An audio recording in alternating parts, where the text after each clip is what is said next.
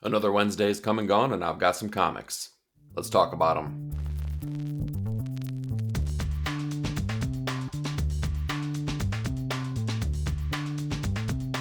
Hey, welcome to 9 Panel Grid. This week, we've seen crowns change hands, gods struck down, and the concept that you can never go back home played out on a universal stage. But we're going to kick things off this week with Absolute Green Lantern number 3, written by Al Ewing with artwork by Janoy Lindsay. After reading issue number 2, I really felt like my gut instinct was this probably isn't the book for you, and I wasn't initially going to review issue number 3, and I feel like I probably should have stuck with that gut instinct. Not to say that this is a bad book by any means, but it's definitely not the book that I'm looking for right here and right now. I think that the premise of this story is really sound, where they're kind of playing with horror tropes and leaning into maybe a more sci-fi, not cosmic, but sci-fi scope for the story. I think that's incredibly effective. I think that can work really well. But the isolated scope of this story so far and the lack of a real clear, I don't know, heartbeat to the story is really drawing me out of it. We're playing with our main characters within the DC proper universe, albeit they are, I don't know. They're not necessarily the same characters that you come to know and expect from the greater Green Lantern universe. One of the strengths of the story, though, is I feel like nothing is precious. Al Ewing is not taking anything and saying that, oh, we have to make sure that our fans know that everything is safe and sound. No, there doesn't seem like anything is being left off the playing field. So people can die, things can change at a moment's notice here, and that's one of the cooler aspects of the story. It's just a matter of how they're playing with those parts and like how they're executing on those things. And I think a large part of this is because of the artistic qualities of the book. It's just not hitting the marks for me. I know what they're trying to do with a more manga influenced approach on it. I just don't know if it's being conducted as effectively as I think I need it to be to keep me coming back for more. So overall, I think this is probably going to be the last issue that I review for Absolute Green Lantern. Sticking around in the Absolute universe, though, let's talk Absolute Superman number 8, written by Jason Aaron with artwork by Rafa Sandoval. This series just continues to get better and better and better with each issue here. And this particular issue had an event that like made my jaw drop. I didn't expect that they would be able to do such a thing and conduct such a thing in a DC proper book outside of Black Label, outside of Vertigo. It was pretty daring. I was very surprised that they were going to go ahead and to take this approach, but it goes to show that they're willing to take risks within the Absolute universe, and that's a really awesome concept. When we get to the Superman portion of this book, it gets a little bit, I don't know, forced a little bit. It's not terribly large amounts, but the relationship that's being kind of shown between Lois and Kal-El, and now Jimmy Olsen and Kal-El, and Jimmy Olsen and Lois, it feels incredibly rushed to the point where I kind of get where Lois is coming from, but I definitely don't know where Jimmy's coming from, and I don't know why Kal-El really cares about either one of their interactions. There's a lot of cool art pieces in here, though. Rafa Sandoval is back on art, and a lot of this is battle-centric. As Kal-El is put through the ringer, he's finally challenged in a way he's probably never been challenged like in the past. And it goes to show that, he is vulnerable. He is, able to be damaged, and he needs help from these people. I think that's where the most effective part of this issue comes from, is the relationships that are being built and how he's going to have to need to learn how to lean on these people. So it's really cool seeing that kind of idea being explored here, along with the villainous craziness that's happening throughout this storyline. So overall, I'm really happy to see Rafa return to the book, and I'm happy to see that Jason Aaron is really pushing the envelope and making this a much different book than I think anyone could have been anticipating. Next up, we have Amazing Spider-Man number 5, written by Joe Kelly with artwork by Pepe Larraz. Pleasantly surprised by this issue. Pleasantly surprised by the first part, the first, arc of this storyline that Joe Kelly has taken over. And it's kind of changed my mind. Do I want to be a Spider-Man fan again? Am I ready to open my heart to that being a possibility? I'm not going to go that far yet, but what I can say is I've really enjoyed what they've put forth so far. The favorite thing for me in this storyline is those looks back to the past and those looks back to like teenage Peter Parker, his interactions with, Aunt May and Uncle Ben, how he was a little bit more rebellious, those times that we didn't get to explore previously, but also the sense of loyalty he has to his friends at that point in his life, and how he's not going to turn his back on the people, even though he maybe kind of knows that his aunt and uncle are right. He's still going to do right by the people that have done right by him in the past as well. So really cool ideas that are being explored there. I feel like Joe Kelly has a really great voice for the character and is a really timely voice. It doesn't feel, I don't know, it doesn't feel like an old Silver Age comic. It doesn't even feel like a 90s or early 2000s comic. It feels like a comic that's being written for the here and now with its sensibilities and its dialogue that's being used. The one thing that we need, the one thing that a lot of fans always harp on is like, now we've gotten a really well-written Spider-Man and it's drawn fantastically by Pepe Larraz. Now we need to see if this is going to be able to survive an art change. And we need to see if this is going to be able to really push the narrative forward with Peter in a way that's going to change him as the archetype that we know. Are they going to allow him to grow and kind of explore different ideas than what we've gotten since the 60s? Time will tell on that. We'll find out where it goes from there. In regard to the singular issue here, though, I did think it was an effective experience. I like the relationships that are being developed here.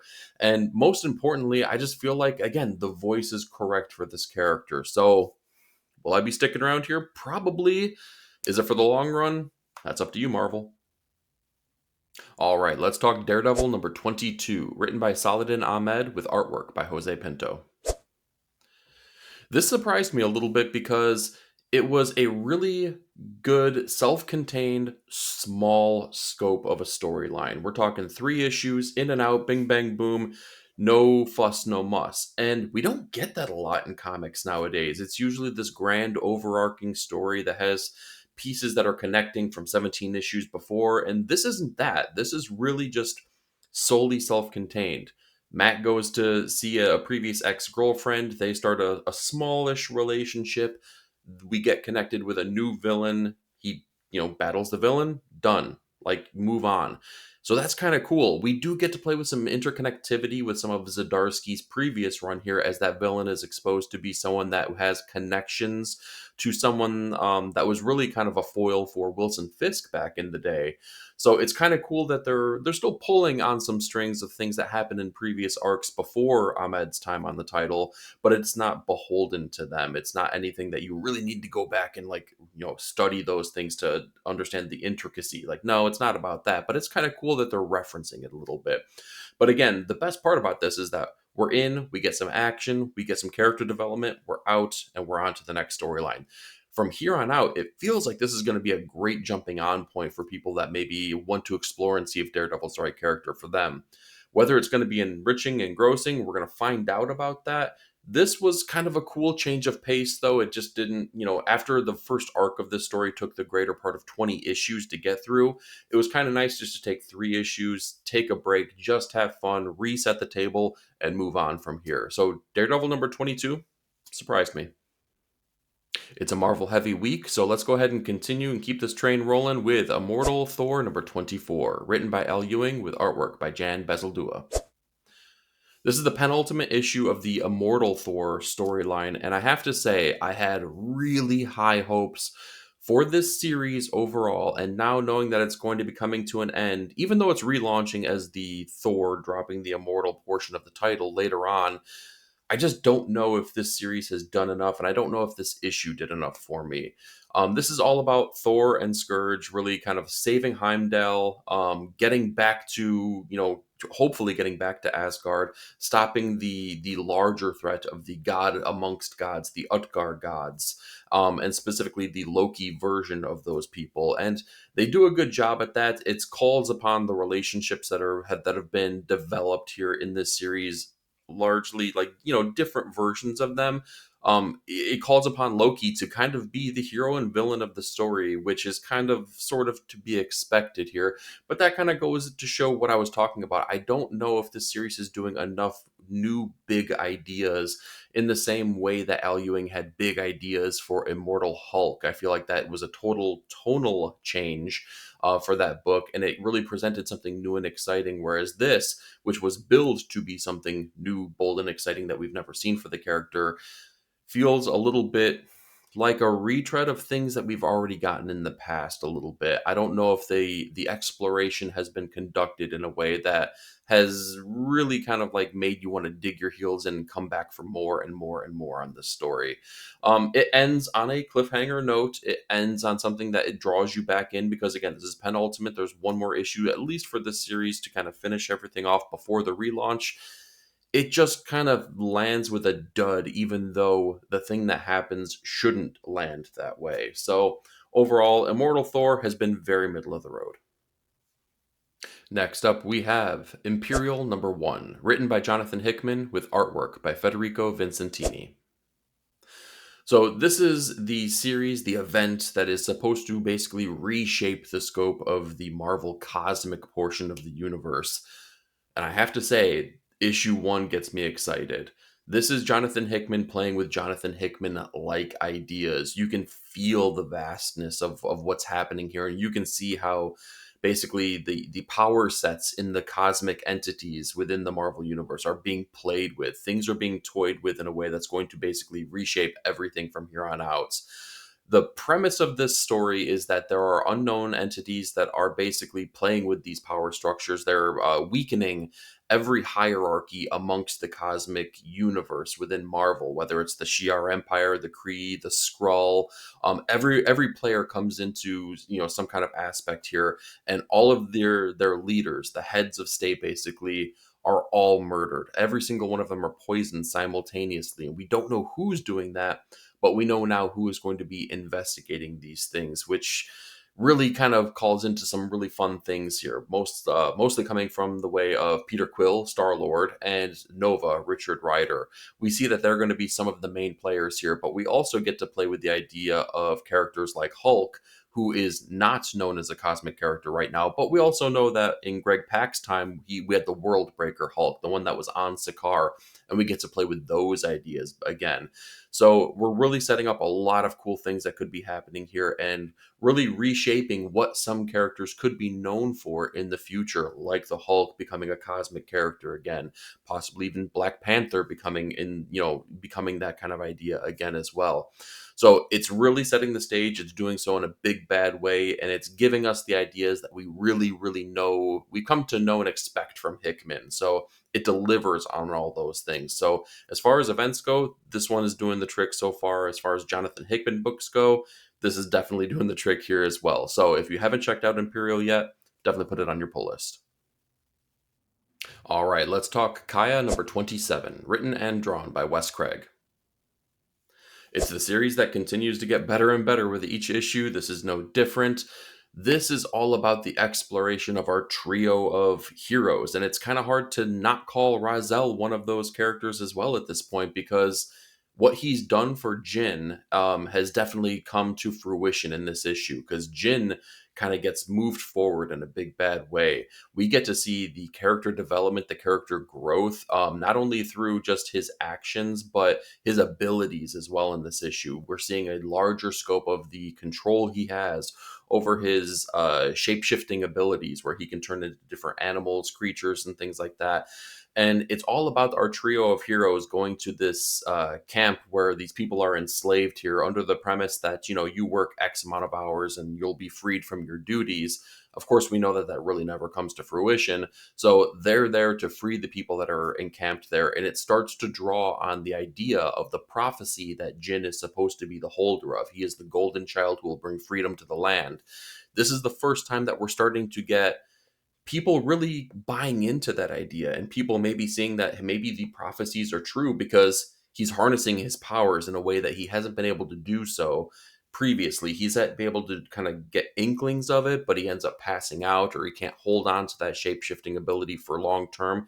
Well, now he's able to do that. He's seeing a sense of pride within Razel. We're starting to see Kaya maybe warm up to that relationship just a little bit as well, but she continues to be incredibly distrusting, which probably, is the right move long term. But in this moment right now, it seems like it's unquestionable that these three should be together right here and right now. Wes Craig is drawing this narrative out in a really great way that makes you warm up to characters maybe you shouldn't, and it makes you question the actions of other characters. And his artistic qualities, the visual storytelling in this book, bar none, is some of the best amongst comics here. So, again, we say it month over month, week over week here. Kai is one of the best comics. You should be reading it. It's right there for you. So, if you're not picking it up, definitely go check it out. With the second event from Marvel Comics to be released this week, let's talk Marvel Knights The World to Come #1, written by Christopher Priest with artwork by Joe Quesada. So this is Christopher Priest returning to the character that he spearheaded back in the Marvel Knights era of Marvel Comics when he took over Black Panther and really built out the scope of this character and the world of Wakanda. And it's the stuff that we've come to know and love about that character. And now we're working with something of a future version of that character and maybe what's going to be coming down the pipeline in the Marvel universe. Now, we don't know if this is necessarily in or out of continuity, and I think that Marvel can play a little bit fast and loose with that depending on the success of this series. But what I can say is that the first issue really deals with a lot of time jumps. We're kind of going all over the place into the far-flung future to the very recent future, and we're kind of doing so in a very effective way. A lot of writers and artists would kind of struggle to visually show this or narratively show this, but I think that this duo of Quesada and Priest are able to kind of navigate those murky waters really, really well, really effectively. This book, though, is sure to stir up at least a little bit of controversy. It did something that I definitely did not see coming. I mean, there's no way I could have seen coming, right? It's all about the notion of T'Challa, T'Challa's kin, the people seeking out the power, the crown, basically, owning ownership of Wakanda. And it does so in a way that is going to shock and surprise. It's definitely done in a way that I think that they know that they're going to get a response from this. It ends on a cliffhanger with that said response here. So we're going to see basically where this goes. I can't really judge that little cliffhanger just for its own merit. What I can say is it's definitely an interesting idea. We're going to see how they explore that moving forward. Overall, though, seeing Quesada on artwork again is glorious. I know he's been working on the narrative of this for years at this point. So it's nice to see the visuals of Joe Quesada, in pages, in comic book interiors again for the first time in a very long time. Same thing with Christopher Priest, seeing him write a Marvel comic again here, seeing the character that he clearly has a love for with Black Panther and seeing how he's going to explore what the future of that character is going to look like. It's a really cool thing. So Marvel Knights, The World to Come, we're going to find out what is to come as this series continues. Next up, let's talk Poison Ivy #34, written by G. Willow Wilson with artwork by Marcio Takara. This feels like an end point of the book. It feels like they're trying to draw on all of the big ideas that they've been working with since the series had started, and now it feels almost like an end game a little bit. Like they're trying to really put a bow on this, and I hope that that's not the case. But it really feels like they're trying to draw on those big ideas and kind of pull it all together, and that both excites me and worries me because the best part about this series has been the relationships and the I don't know, the mundane aspects of it, really. It's been all about just the relationships between these characters, the dialogue, the conversations that they have. And this issue really kind of pulls on some of the ideas of, I don't know, the comic bookiness of it, the action, and all that kind of things. Pamela Isley's home that she has just created has now been destroyed. It's been seen by the greater parts of the world, and the forces are basically after her. They're going to hold her responsible for all the eco terrorism that's been done by the group of the green leaders, basically. So I don't know, the comic booky parts of it. I understand it's a comic book and they should do that kind of thing. Overall, though, I gotta say, it's not the thing that really made me love the series so far. So we still have Janet and the Floronic Man on the run. They're kind of gonna be pulled back into helping Pamela here. So we're gonna find out where things go. This might be just a one and done comic booky feeling issue where we're gonna continue later on with the things that I really do love. It was a good issue. It just struggled to get to that great aspect. Next up, we have The Slasher's Apprentice #2, written by Justin Richards with artwork by Val Halverson. This was a really quick but really cool issue. And what we got from issue #1 is that we had this podcaster who investigates these serial killers and kind of knows the ins and outs and motives, but also maybe has a more close knit relationship with one of them that we had previously understood. She's now trying to seek out basically a mentorship with this serial killer. And there is an I don't know, agreement that's made here as they go on a very short, very brief killing spree, if you will. Very akin to like one of the times where like Jason Voorhees or something goes and finds a campsite and slaughters all the people. That's kind of what we get in a small issue here, where we see that the podcaster plays a part. Kind of they cement their roles of mentor and mentee, and we kind of get inklings that there could be more to the story about this podcaster yet again. This could be a person that was a victim of the killer in the past, that we don't necessarily know if there's maybe more to the story there. Is this really intentionally the thing that she's trying to do, or is there more to the motives of her becoming the mentee of this individual? So it's really cool, but a very, very quick paced issue. Not a lot of dialogue, especially because the serial killer does not speak whatsoever in this book. So it's a one sided conversation for all of these. The things that happen are done so through, with actions as opposed to dialogue. So it makes it a quick and easy read. But I think it's something that's worthwhile. I had some fun with this one. We're gonna see where it goes. Overall, though, it seems like it's a really cool premise that has room for exploration. All right, let's talk Ultimate Spider-Man Incursion #1, written by Dennis Camp and Cody Ziegler with artwork by Jonas Scharf. So this is like the third event mini-series kind of thing that Marvel kicked off this week, and that might be too many, to be honest, but I did have some fun with this one. The strength of this issue is that it's got two writers on here. So Dennis Camp, who's kind of spearheading the things within the Ultimate Universe right now, and Cody Ziegler, who is the main writer of the Miles Morales Spider-Man book. And the best part about it is that they write this issue in such a way that you really would not be able to tell that there was a handoff from writer to writer if you didn't know that from the credits page. They do a really good balancing act between the events that are happening both within the Ultimate Universe and with Miles Morales, and when those two things interchange. So there's actions where you can kind of sort of tell that there's a certain writer that has certain duties in the book, so that they're not fighting for, I don't know, words or big beats of the storyline. But again, it's a really great balance for all those kind of things. The other thing I like is that when we had the original Ultimate Universe, there was a storyline, Spider-Men, where Peter Parker of the 616 universe visited the Ultimate Universe and was able to show Miles Morales the ropes and really teach him, kind of some of the ways of being Spider-Man, because he was the more seasoned character. Well, now we get the flip of that. Even though Peter Parker is an older person within this Ultimate Universe, Miles Morales has been Spider-Man much longer.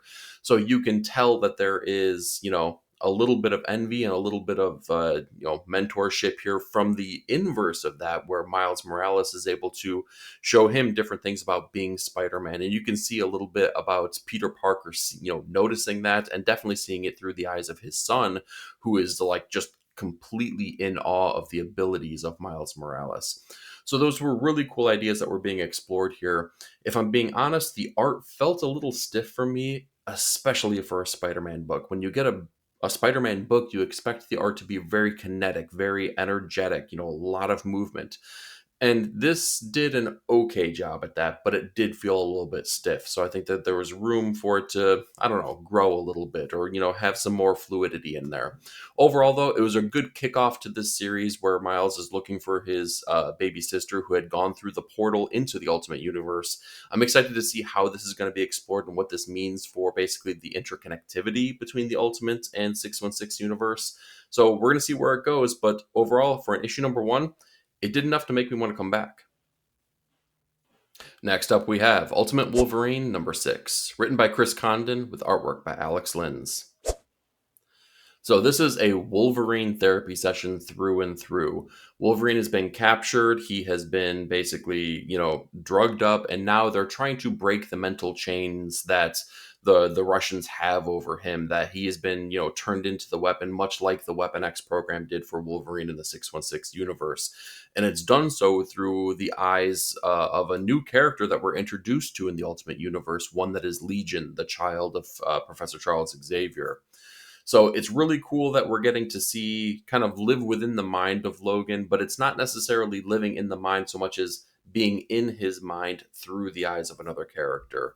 So we get to see a lot of the trauma, a lot of the turmoil, and a lot of the basically the protocols that were put in place to control Logan, and how those things are being broken, and how Legion is assisting him to be the person who breaks those chains. Because really, Logan is the only person that's going to be able to do that. What we get from the end of this issue, though, is a broadening scope of what it means to be a mutant in the Ultimate Universe, and maybe what you're going to be getting from this book moving forward. What I can say without spoiling too much is that if you jumped into Ultimate X-Men by Peach Momoko and you weren't getting the X-Men feels and vibes that you were expecting and that you wanted, this one might be the book for you then. So if you're not checking out Ultimate Wolverine and you want that kind of feeling of an X-Men, a traditional and proper X-Men book within the Ultimate Universe, you got to be picking this up. And with my runner-up pick of the week, let's talk The Moon is Following Us, number 10. Written by Daniel Warren Johnson with artwork by Riley Rossmo. We've reached the end of the series here, and the best selling point that I can tell anyone if they're going to be picking this up and they've read previous works from Daniel Warren Johnson is this feels so inherently D-dubs. This is everything you come to expect from a previous story that he has done, that he's had the writing duty on. It hits all those feels, it hits all those vibes, and it does so in a great way that is also different and new from all of the previous stories that he's dealt with. One of the things that upon initial read of this, I was kind of critical on is that it felt so quick. The pacing of every event that happened in this issue, it just felt like you were like boom, boom, boom, boom, moving one move to one move to one move, and all of a sudden we're in the future. And so much has happened in this one single issue that I'm like, wait a minute, we got to slow down. We have to explore all those things. But understanding the idea behind the issue and kind of some of the concepts that they're playing with, well, that's kind of how life works. We're always in a constant, looking back kind of viewpoint where we're like, man, I wish I took advantage of that moment. I wish we had more time. I wish we had more opportunity. That's the real idea that's being explored here. So the quick pace of this issue becomes something that is incredibly effective for the idea that the story is trying to push forward. It's a very intentional move that's being made here, which makes it just so much more effective. Riley Rossmo's artwork is really stunning in here. I feel like he kind of really got better and better as each issue came through, as more artistic duty was really handed off to him. And really, it doesn't really come back to Daniel Warren Johnson until the end cap, when they're outside of the dream world here and they kind of get to see his artistic stylings here. But this was an art showcase for Riley Rossmo, and I think that it did wonders. I think his artwork was really fantastic here. Has all the heartfelt emotion that you would expect and come to know and love. I'm really excited to see what people think about this now that we've kind of come to the end and we've gotten the entire story fulfilled here. So I happen to love this issue. I assume that a lot of the greater comic book community is going to be liking this, but I'm more curious. Did you read it? Let me know in the comments down below. And with my top comic of the week, let's talk Storm number 9, written by Mireille Ayodele with artwork by Lucas Wernick.